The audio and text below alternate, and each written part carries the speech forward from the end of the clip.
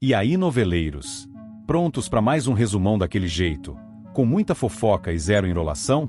A novela tá quente e eu já separei tudinho para você não perder nada. Então já deixa o like, se inscreve no canal e me conta nos comentários de qual cidade você tá me assistindo. Bora começar essa fofoca diária. Terça-feira, 18 de novembro. Amanhã amanhece carregada de tensões quando Gerluce se encontra com o pastor Albérico. Ela respira fundo antes de falar, mas quando começa, sua voz transborda indignação. Deixa claro ao pastor que sente profunda repulsa por Jorginho, lembrando tudo que sofreu no passado e como a presença dele ainda é capaz de virar seu mundo de ponta cabeça. As palavras saem duras, afiadas como lâminas. Gerluce não se intimida ao mandar um recado direto, firme e impiedoso.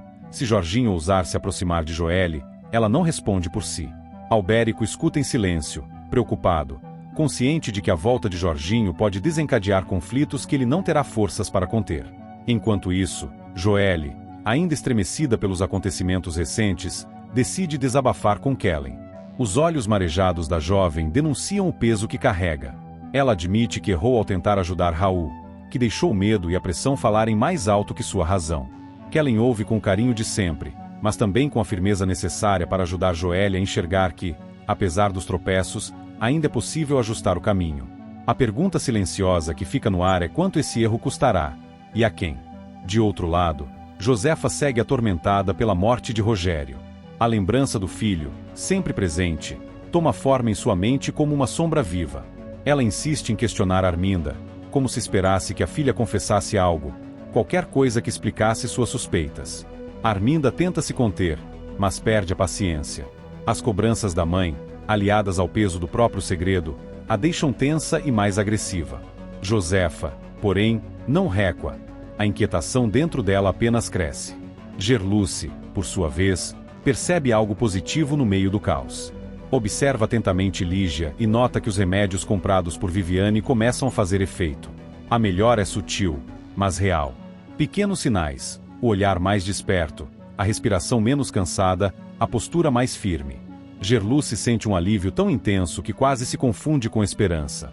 Ao menos algo está dando certo. Ao menos uma parte de sua vida parece voltar aos trilhos, depois de tanto desequilíbrio. Mais tarde, Cláudia é chamada às pressas para acalmar Josefa, que entra em novo surto após acreditar ter recebido uma visita do espírito de Rogério. A mulher se vê diante da imagem imaginária do filho, e isso a abala profundamente. Cláudia, com sua serenidade habitual, tenta trazer Josefa de volta ao presente. Fala com suavidade, sem confrontar a crença da senhora, mas reafirmando que ela está segura e que nada a ameaçará ali. A crise, ainda que lentamente, vai se desfazendo, deixando só o rastro do desespero. Mas a tensão não se encerra ali. Kellen procura Albérico com uma pergunta que o desarma. Ele já pensou na reação de Gerluce quando descobrir que ele pretende abrigar Jorginho na igreja?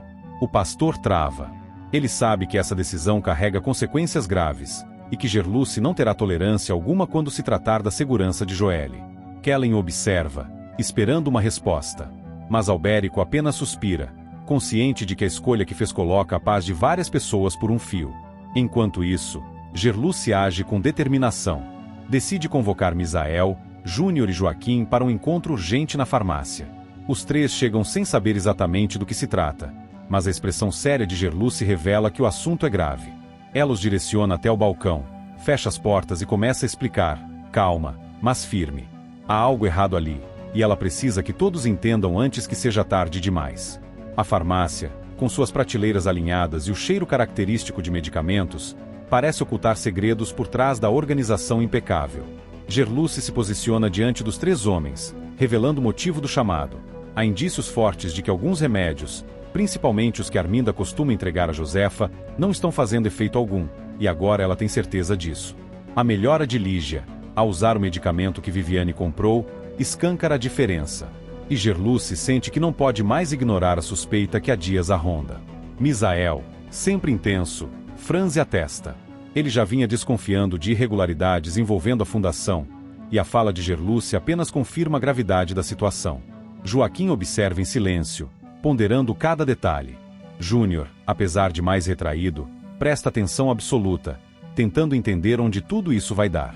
A farmácia, aparentemente tranquila, se transforma em cenário de conspiração, não por desejo de vingança, mas por necessidade de justiça. Gerluce explica que teme por Josefa, teme por outras pessoas que possam estar usando os mesmos remédios ineficazes.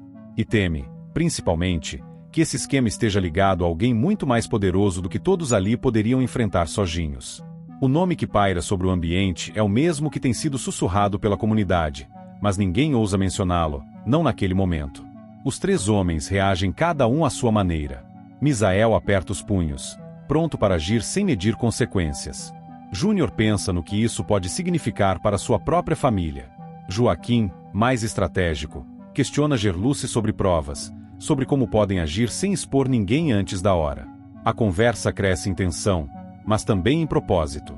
Eles percebem que estão todos conectados por uma causa maior do que gostariam. Enquanto isso, longe da farmácia, Joelle se recolhe em silêncio. O peso das últimas horas ainda está sobre seus ombros. Ela pensa na conversa com Kellen, pensa em Raul, pensa no bebê que carrega. O mundo parece grande demais, cheio demais, assustador demais. E, ainda assim, a jovem tenta encontrar forças dentro de si, como se buscasse um ponto de apoio para continuar caminhando. Do outro lado da cidade, Arminda tenta reorganizar os próprios pensamentos após a pressão que Josefa colocou sobre ela. A mulher sente que está perdendo o controle. Entre os problemas com Ferete, as desconfianças de Raul e a instabilidade emocional da mãe, tudo parece à beira de explodir. Ela não percebe, porém, que seu segredo está cada vez mais exposto, que os olhos atentos ao seu redor começam a montar o quebra-cabeça que ela tenta esconder. E, no centro de tudo, Albérico luta contra o peso da decisão de abrigar Jorginho na igreja. O pastor sabe que sua missão é acolher, oferecer um novo caminho, dar uma segunda chance. Mas também sabe que isso pode destruir a relação com Gerluce, alguém que ele respeita profundamente. Sua mente fica dividida entre o dever espiritual e a necessidade humana de proteger quem já sofreu demais. A noite cai enquanto Gerluce, Misael, Júnior e Joaquim continuam conversando na farmácia. O plano ainda não está claro, as provas ainda não são suficientes, mas uma coisa se firma: eles não recuarão. Gerluce, especialmente, sente que está atravessando uma linha sem retorno, uma linha necessária para proteger sua mãe, sua filha e todos que possam estar sendo enganados. E assim, em cada canto da comunidade, decisões difíceis se acumulam, ameaças se aproximam e verdades começam a ganhar forma, prontas para explodir quando o momento chegar. E acabou o resumão de hoje. Se a novela tá boa, imagina o resumão de amanhã. Então se inscreve aí e vamos fofocar juntinhos no próximo vídeo, porque aqui a gente vive de resumo, emoção e um pouquinho de confusão.